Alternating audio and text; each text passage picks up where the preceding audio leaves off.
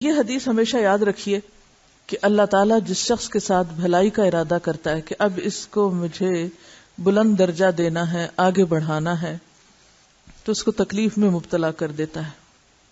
آپ صلی اللہ علیہ وسلم نے فرمایا، مسلمان کو رنج، دکھ، فکر اور غم پہنچتا ہے، یہاں تک کہ اگر اسے کانٹا بھی لگتا ہے تو وہ تکلیف اس کے گناہوں کا کفارہ بن جاتی ہے۔ مزید فرمایا، جب کسی مسلمان کو کوئی تکلیف پہنچتی ہے تو اللہ تعالیٰ اس کی وجہ سے اس کے گناہوں کو اس طرح مٹاتا ہے جس طرح درخت کے پتے جھڑتے ہیں۔ یعنی تکلیف پہنچنے پر انسان اگر صبر کرتا ہے تو گناہ اس طرح دھلنے لگتے ہیں، گرنے لگتے ہیں جیسے درخت کے پتے۔ نبی صلی اللہ علیہ وسلم نے فرمایا، بخار ہو جائے تو اس کو برا نہ کہو، کیونکہ بخار آدمی کے گناہ اس طرح دور کرتا ہے جس طرح بھٹی لوہے کے میل کو دور کرتی ہے۔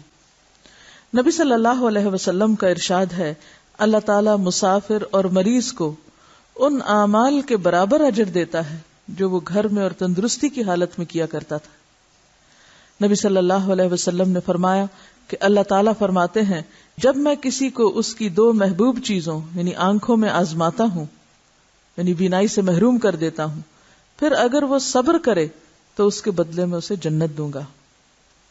بے صبرا پن کیا ہے اس میں؟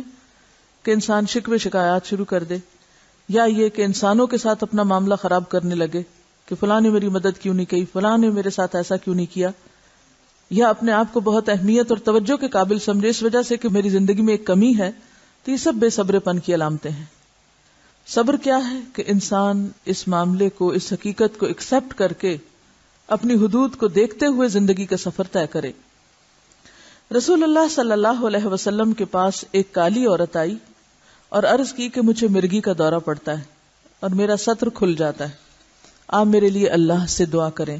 آپ نے فرمایا، اگر تو صبر کرے گی تو تیرے لیے جنت ہے، اور اگر چاہے تو دعا کیے دیتا ہوں۔ وہ کہنے لگی، میں صبر کروں گی۔ پھر کہا، میرا سطر کھل جاتا ہے، اللہ سے دعا کریں کہ وہ نہ کھلے، یعنی میں بے پردہ نہ ہوں۔ چنانچہ آپ نے اس کے لیے دعا فرمائی۔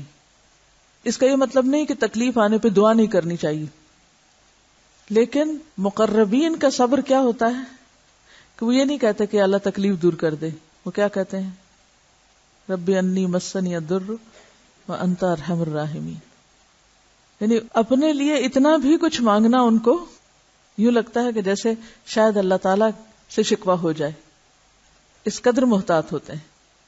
اور دوسری بات یہ کہ آپ مستجاب الدعوات تھے، اگر آپ اس کے لیے دعا کرتے تو وہ بالکل ٹھیک ہو جاتی، لیکن اتنی زندگی وہ تکلیف میں گزار چکی تھی، تھوڑی اور باقی تھی، تو آپ نے صبر کی تلقین کی کہ باقی بھی ایسے ہی گزار لو، اس کے بدلے میں جنت ہے۔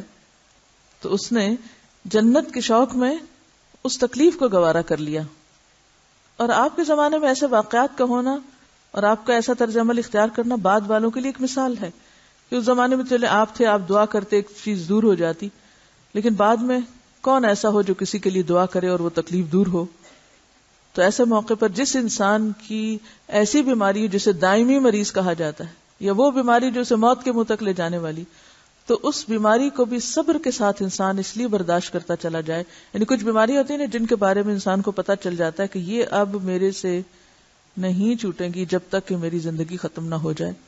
تو ایسے پر انسان صرف یہ سوچ لے کہ مجھے اس کا رونا نہیں رونا، واویلا نہیں کرنا، ہائے ہائے نہیں کرنی، بس اس کو صبر کے ساتھ برداشت کرنا ہے، اور اسی کے ساتھ انسان نبھاتا چلا جائے۔